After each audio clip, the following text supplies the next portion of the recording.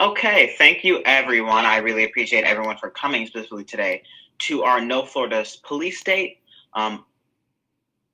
Speak Out, supposedly, our press conference centering on movement elders who have been involved in anti-police brutality actions for maybe even the extent of their lives, or any other kind of protest or organizing within Tallahassee and outside of Tallahassee.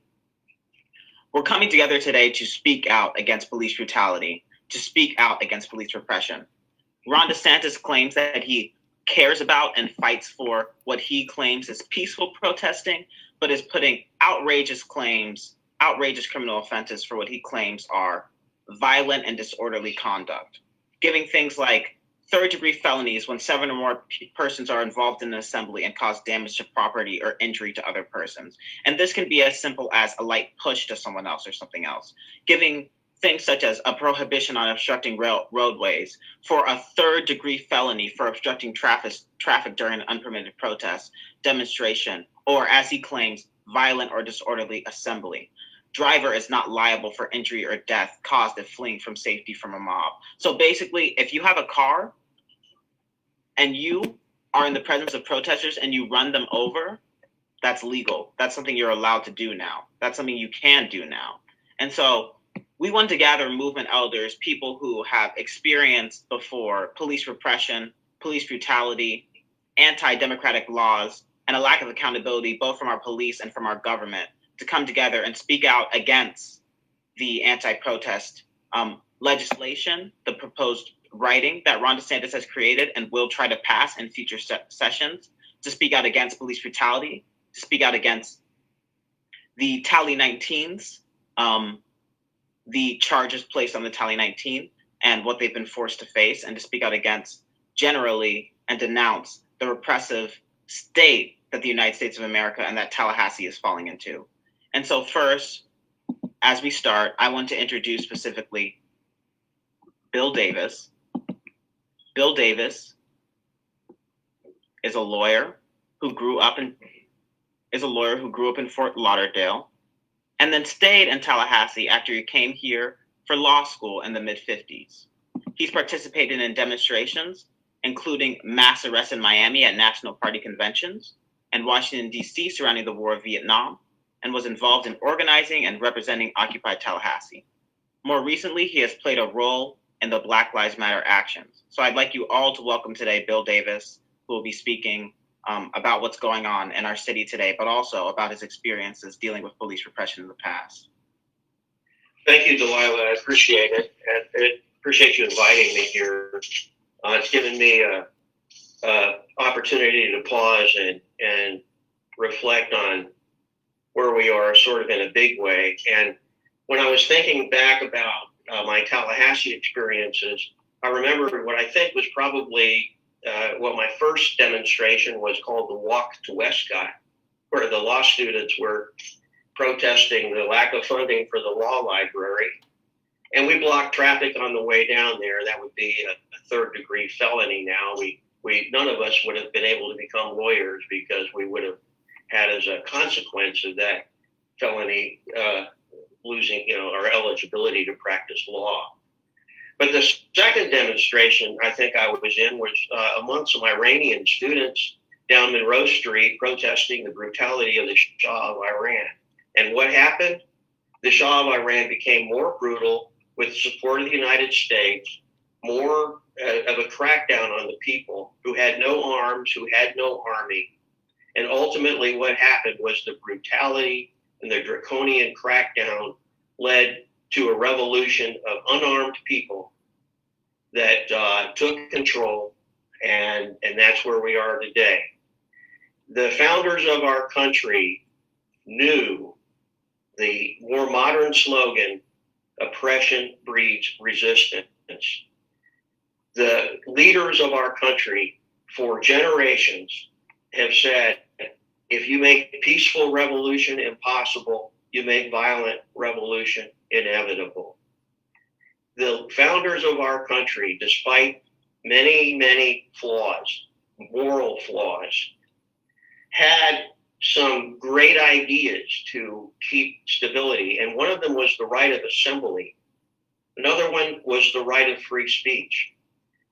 And they did that because they knew these truths, that if you suppress speech, if you suppress assembly, then you will breed increased resistance and the people will win in some other way. The same thing goes with voter suppression. But that's what we have going on now in our country right now, is we have a cabal, a group in charge, thanks to their gerrymandering, their lying right-wing media, that has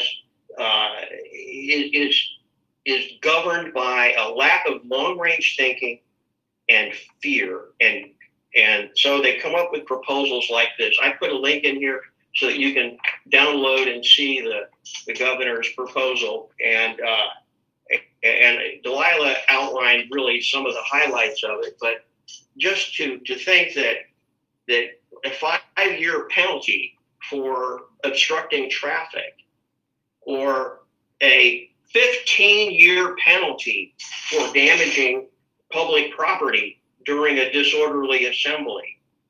That's just ridiculous. And it's so ridiculous that if you Google it, you'll see that the moderate newspapers across the state all are opposed to it. Moderate people are opposed to this. And because they know it's ridiculous. And there are already many laws on the books that cover things like battery on a law enforcement officer is a felony. You don't have to increase the penalties for it. And so why did they do this? I think a lot of it was probably electioneering, grandstanding, political grandstanding, trying to distract people, trying to look like they're doing something about a fear that they're creating. They're creating an atmosphere of fear.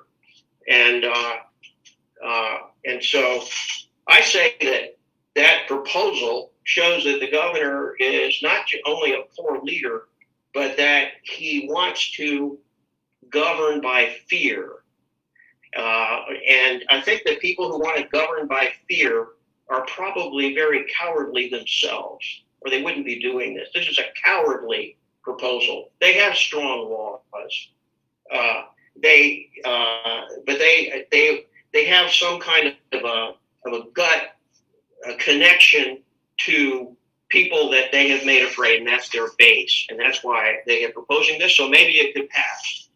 We have to do everything we can to keep this from passing, and we have to fight this law. But I want to say this too, that I harken back to the Shah, but we can talk about President Marcos in the Philippines had massive military support to the United States, had all of these, he messed with democracy, he had voter suppression like we're seeing now, and the people rose up without the necessity of very many guns against a big army and took over. We can see what happened in Egypt with the Arab Spring.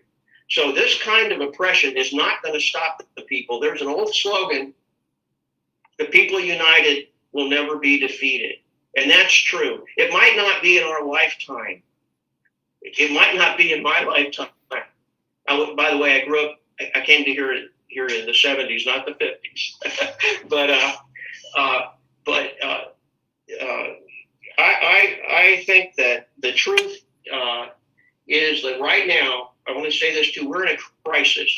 We have to take advantage of this crisis. Certainly the right wing is taking advantage of the crisis by proposing laws like this. We are taking advantage of the crisis too. How are we doing that? By sharing with each other, and we need to continue to do that by sharing information, sharing the truth, and coming together. And if we come together and fight this proposal and be out in the streets together, we're going to need to do that. We will ultimately win. Dr. King said, we will win. And the people will not be defeated. We need not to be scared by this. And let me say, too, that there are already draconian laws. There are already laws that could have been used against us in Miami or in Washington, or could be used more severely than they have been here. And I think that history has shown that they're just not going to be able to prevail. Now, in the meantime, we have individuals, people that we love by extension, people of our human family that are sitting in Leon County Jail or they're under jurisdiction of the courts out on bail here in Tallahassee, because this attitude, this crackdown attitude is something that sadly seems to have come to Tallahassee, Florida. And I know that this is a matter of statewide interest, but I want to say that even the blue city, the blue county of Tallahassee, Florida, we see many elements of the leadership here eager to crack down and to capitalize on fear. And, we haven't had any violence here in Tallahassee, and yet they want to have a curfew in anticipation and fear of it. And it's sad, and we know that hope is stronger than fear. Hope is what kept the people, and I'll try to wrap it up, but one of the things that I did during the Arab Spring was I looked at uploads of videos that were made from the streets on YouTube, and I looked at the ones that had no views yet, that had first come up. And what I saw were people in the streets. 2 blocks down the street would be a line of police officers with firearms. And the people would go, and the video person would go around the corner and shoot the police with his camera. And the people would go out in the street, and some would run out front. And after a while, some of them would be shot. And the people would go back around the corner, they'd pull them back, and a few minutes later, they would go back out again. And the ones out front, they may have been killed. But the people would go back out again. And there was some kind of an undying love that brought the people out in the street for democracy, for the future, for their families, for their loved ones, for the future, for humanity. That is an unstoppable force. And Tallahassee and the state of Florida better figure that out and embrace change. We need change that helps people. And so this law is draconian. It goes the other way, and it's going to cause them, the right wing, to lose in a fashion that they will, when history looks back, people are going to say, boy, they made a big mistake. So let's keep that from happening. Let's keep this law from coming into effect. If it does, let's keep it from being enforced. If it is, let's do what we need to do. That's all I have to say. Thank you. Okay. Thank you so much for speaking on behalf of that today, Bill. I think it's incredibly important, of course, to remember the fact that these laws, as much as they seem to be normal or fair, are totally skewed and biased. They assume that Tallahassee protesters, as well as protesters across Florida, have been acting in a violent and disorderly manner, and they punish people for enacting their democratic rights. They punish people for doing what they can to stop police brutality and repression in the state. It's ridiculous that things have even come to this point, that police officers can murder multiple people and basically get away with it without any punishment, and yet we're the ones who are violent and radical. Well, I think you make a really good point when you say we'll see how it looks at the end, because another great Martin Luther King Jr. quote is, the arc of history may bend long, but it bends towards justice. That's right.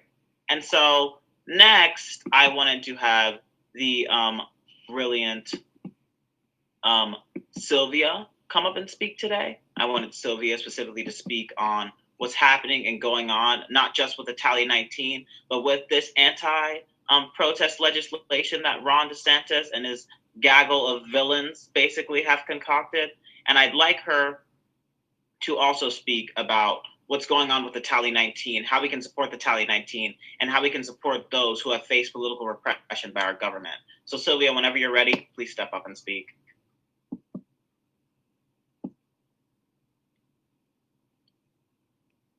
Can you hear me, speaker? Yes, I can. Okay. Oh, thank you for inviting me. I just feel like what we have right here in Tallahassee and in Florida particularly is the old Jim Crow tactic of fear. and evoking fear.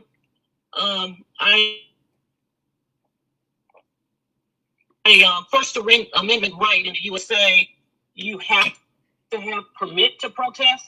Not necessarily so, especially when it's a protest where you're protesting something that just happened, which was the case of the Tallahassee protests. It had nothing to do with planning out and carrying out a protest. And when I look over the summer, where you protested in the streets and some commissioners joined with the protest and you were in the street and nobody had anything. So I'm gonna go right back to, it's just a Jim Crow tactic. As far as TCAC, we need to find a way that we can get more dollars into these this program so that we can pay some of the fees for these felon charges that they have drummed up.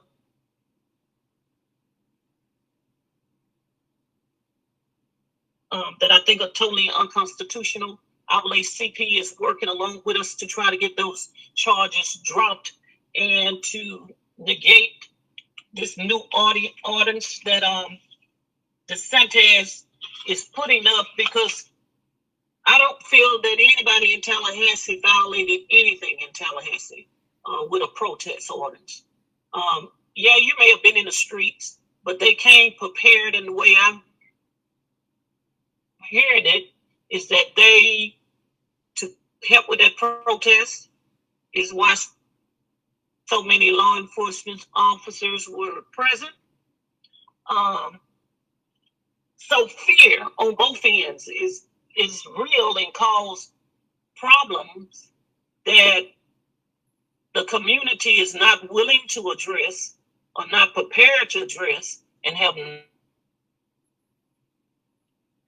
not addressed. I mean, we were out there protesting because unjust rules. And so their willingness to not address those issues just shows what we're dealing with. TCAC, we need to we can get those funds into you guys so that you can get back out there and protest. Don't allow them to stop your protest. I'm thinking that you should be on the steps of the Capitol protesting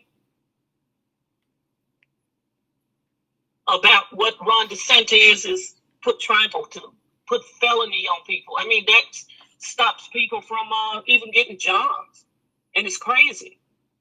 As far as TCAC, don't stop doing what you're doing. Don't be afraid. It's like Mr. Davis said. People died running to the front of a protest, and they just picked them up, and the other people took their place. So one is to stop you or discourage you from doing what you do, protest. And I'm going to suggest that you get out there and protest at the Capitol about Ron DeSantis and this new ordinance, and the Tallahassee police for coming out in riot gear in numbers like they did. I mean, I just don't think you should let that go.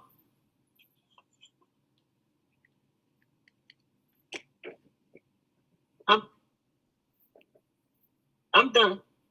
Thank you so much, I Sylvia. did look up some ordinance. Sorry, what? I did look up some ordinance. I did look up some statues and stuff like that on the rally, and clearly it says that you don't need a permit if this is a rapid response, unforeseeable of a recent event. Absolutely. I think that's definitely what happened at that rally. At the city and police. Yeah. Yeah, there's just a lot of, thank you so much for that information. That's definitely something we always make sure to keep in mind, especially because, for a few of our earlier protests, TCAC's earlier protests to be specific, against Lawrence Revel, our argument there, even though, they tried to get us to stand on the grass when we went to the sidewalk in front of the building and protested against him, was that this is an emergency. And I think it's important to treat this anti-protest bill as that as well. It's an emergency. It's draconian. We have no idea how repressive and restrictive it really is because we're forced inside this media box that paints Black Lives Matter protesters and those who protest for their democratic rights as the violent ones, as the ones who are escalating everything, when that is purely not the case. So I really appreciate you bringing up that information. Next, I would definitely like to introduce Nubian. She is known as the mother of the revolution by friends and fellow organizers, and she is the chapter leader of Dignity Florida and resides in Jacksonville, Florida. So I'd love Nubian specifically to speak on everything that's going on the proposed legislation, on what we can do to help political prisoners and those who have been politically punished due to their actions by whether it's the Tallahassee Police Department or police departments nationwide or in Jacksonville specifically. Nubian, please speak. We're glad to hear you. Greetings. Thank you so much, Delilah, for introducing me. I am here, yes, representing Jacksonville, Florida. I want to send a shout out to JCAC and the Northside Coalition and Take Them Down Jacks for all of their hard work here, boots on the ground. Constantly, we are out here protesting. The recent wave of worldwide protests really sparked a different type of energy with us protesting. And I've seen the police react in such a way that surprises me. But then it doesn't surprise me. Even in the peaceful protests, I've seen a lot of things that are just a violation of our rights as humans. Our ancestors protested. Our ancestors have the right to speak their mind. And now Ron DeSantis is challenging that. And we won't stand by and be silent. As a person who works for formerly incarcerated people, who has been down to Tallahassee on many occasions and fought for rights for our incarcerated folks, I can say this: we have organized to a point where we're not going to stand by and allow this government, this politician, to silence us and take away our rights. We're willing to mobilize our people, come out to Tallahassee, come out to Miami, wherever we need to go in order to fight these injustices. We have to remember that our ancestors were out in the streets and they had dogs unleashed upon them. But their rights were more important than any of those things. So as the mother of the revolution, what I say is that we continue in our fight. We continue to fight not only with our voice in protesting, but we have to change the laws.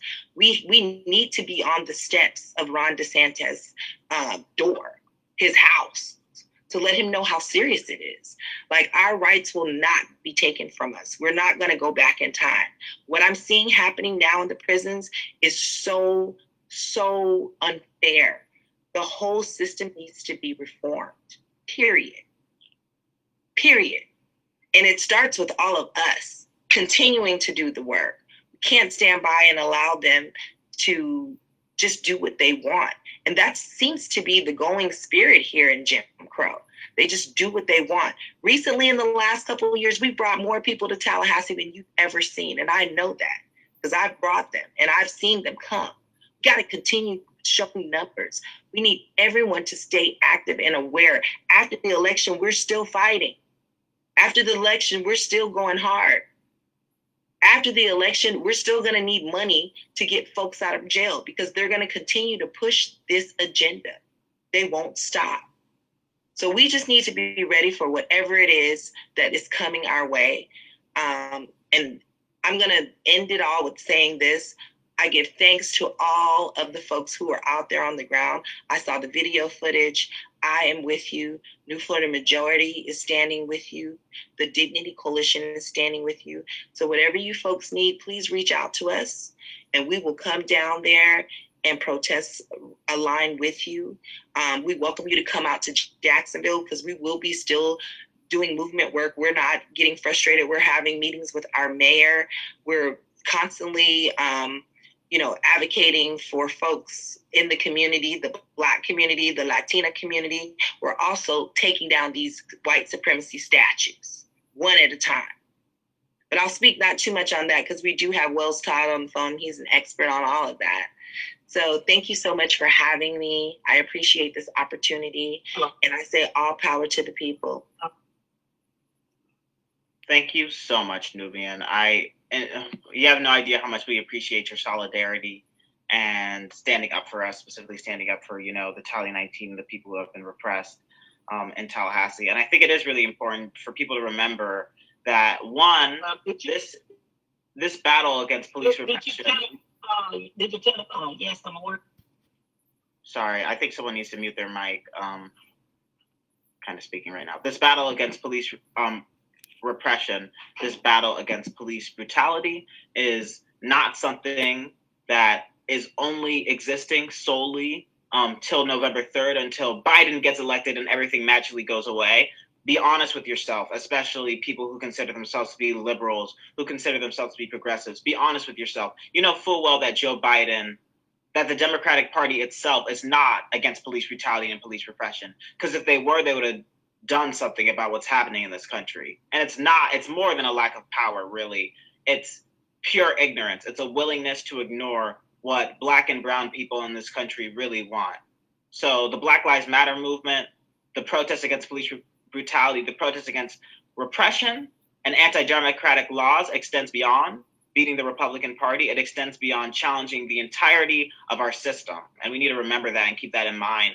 Because I know a lot of people are going to be in their honeymoon phase just because Joe Biden wins, if he wins November 3rd. And that's irresponsible. And it's not recognizing that a lot of people, whether Joe Biden wins or not, are going to be suffering in our country. And we need to stand up and do something for them. And so, lastly, I want to introduce Wells Todd, who I think, honestly, Nubia had a pretty great introduction of him. But he's a civil rights activist that's a part of the Jacksonville Progressive Coalition, Take 'em Down, and Veterans for Peace. I want to introduce Wells Todd and let him speak specifically on the issues that's going on today, and stand against the repression of the Tally 19 of political prisoners across the United States, and denounce these anti-protest proposed legislation that Ron DeSantis is trying to create. Can you hear me? Yes, we can. We were having some audio problems. Yes, I want to first thank you for all the young folks who are in the streets at this time, not only across this country, but around the world. I entered the struggle in the 70s while working at Mount Sinai Hospital in New York. We had a major strike there back at that time. And the cops did what they always do. They came in, they cracked heads, they sent people to the hospital, they arrested people. And it was my real first experience with that. Although I had known years before the type of system that lived under. Being African American in this country, you learn very early on what type of system you live under. Governor DeSantis' draconian proposal, and I have to agree with Bill Davis on that because that's what it is. On the face of it is unconstitutional. But what we have to understand is that when it comes to race in this country, there is no history behind us. Race has been in our face forever. And the institutions that have race ingrained in them, whether it be law enforcement, education system, the banking institutions, financial institutions across the board. We live in a country where racism is embedded in those institutions to benefit the capitalist system.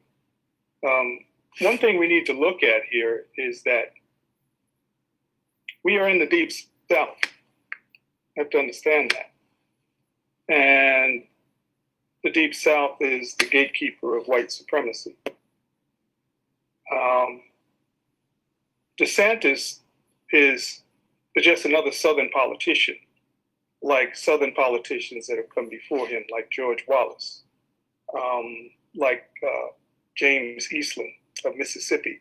Eastland was a rabid segregationist. Him and Wallace and others presided over, decades and decades of lynchings that were carried out in Mississippi and Alabama and Georgia and throughout the South. And so what we see DeSantis doing and what we see Trump doing and the other politicians in this country is taking the focus off of institutionalized racism, taking the focus off of white supremacy, taking the focus off of the needs of the people and what the people are fighting for,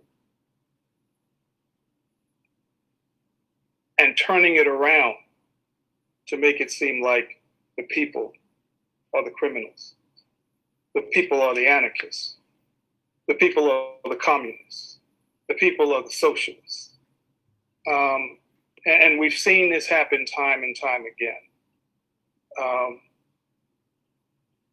When you look back at the struggle, we see the assassinations of leaders who had the audacity to speak out against white supremacy.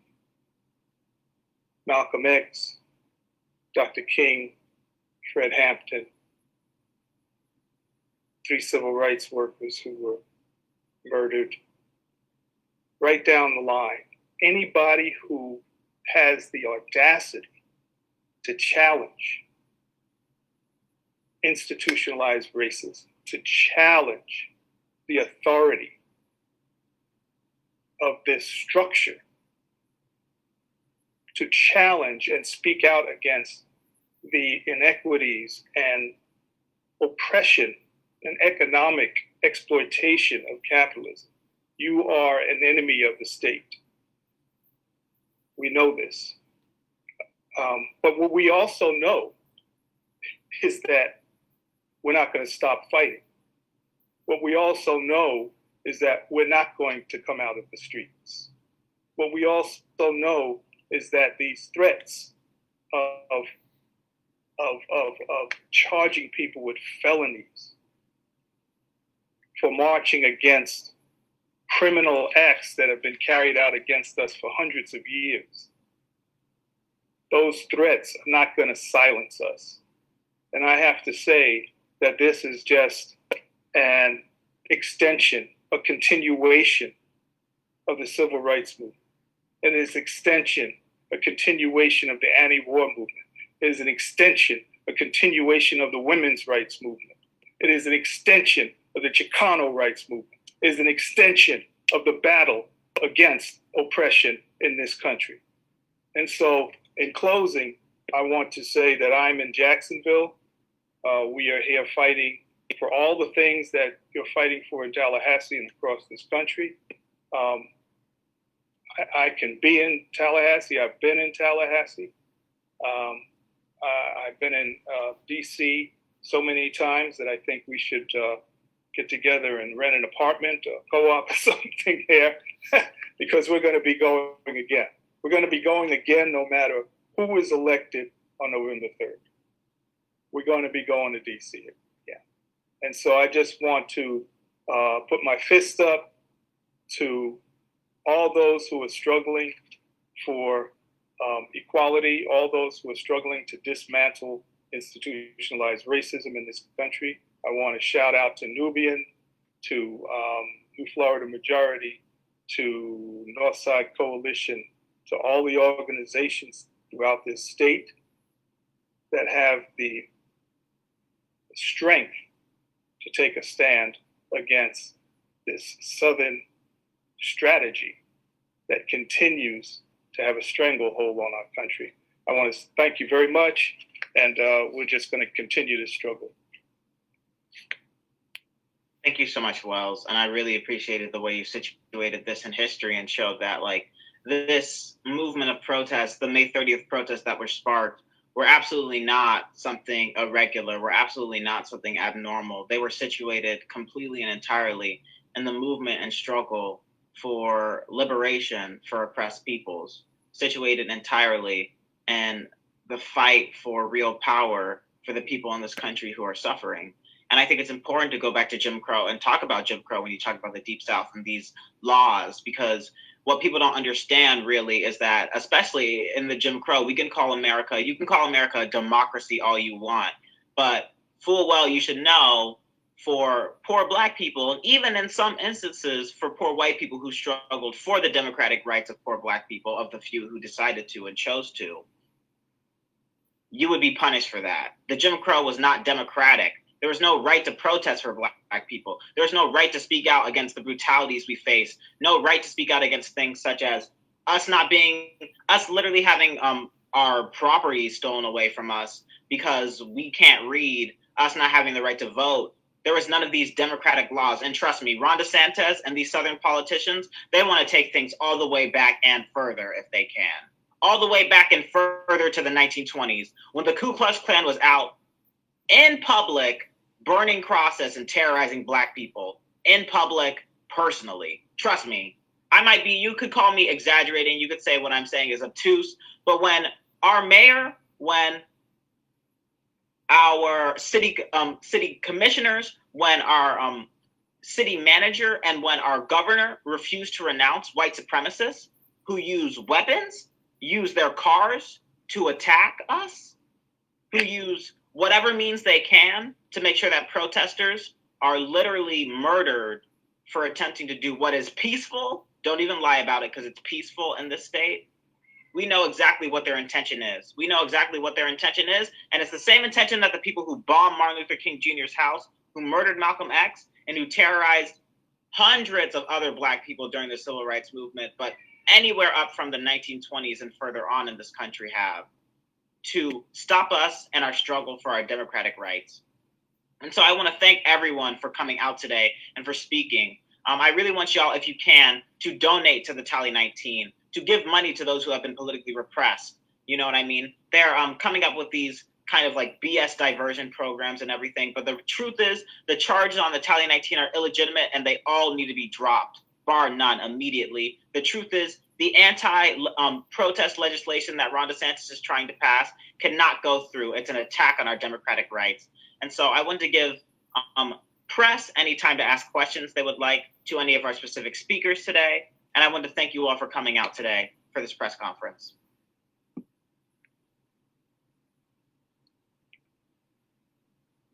So if any press have any questions, now is the time. Again, if you fill out that Google form, you will gain a recording of the press conference today.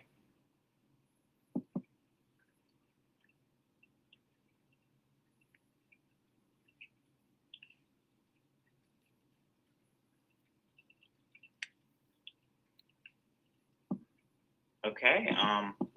If nobody has anything to say as press and you don't have any questions for these speakers today, I just want to thank everyone for coming out to this press conference. And I want us to remember how important this is. We are probably going to post a link to the Tally 19 GoFundMe, as well as a link to TCAC, because we can use donations, because our organization needs money to continue protesting, to continue fighting back. So please donate, especially to TCAC's PayPal. We're going to send out some information on our social media about how to donate to us today. Please have people help the Tally 19 and have people stand up against the repression that's happening in the city, so we can create a better city and in turn a better world. You have a wonderful day. Thank you.